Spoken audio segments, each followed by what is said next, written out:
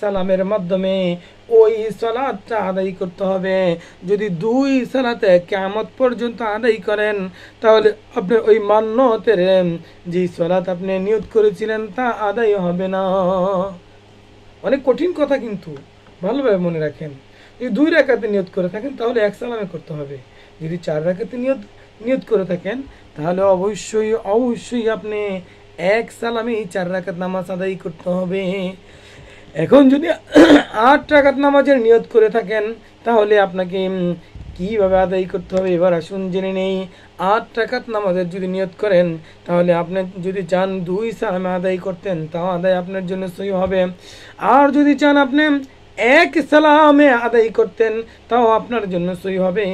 আর যদি আপনি চান না আমি ৪ সালামে দুই রাকাত করে ২ রাকাত ২ রাকাত ২ রাকাত ২ রাকাত এভাবে আমি আদায় করব, ৪ সালামে আদায় করব, তাও আপনার জন্য ওই কাজা নামাজের জন্য যে সালাতটি আপনার ওয়াজিব হয়েছিল সেটা আদায় হয়ে যাবে।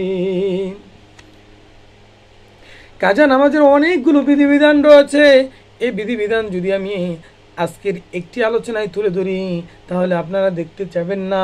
এই জন্য থাম্বনেল দেখে বুঝতে পেরেছেন যে আজকে ২ রাকাত নামাজ পড়লে ২ রাকাতেরই আদায় হবে।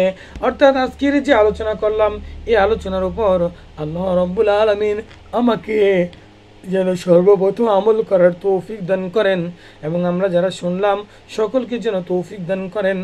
আর যারা শুনেছেন তারা যেন অন্য যারা পরেশগার আমার বান্দা বান্দিরা রয়েছে তাদের কাছে যেন আপনারা পৌঁছে দেন, এই আশা ব্যক্ত রেখে আমি আজকের এই আলোচনা থেকে বিদায় নিচ্ছি। আসসালামু আলাইকুম ওয়া রাহমাতুল্লাহি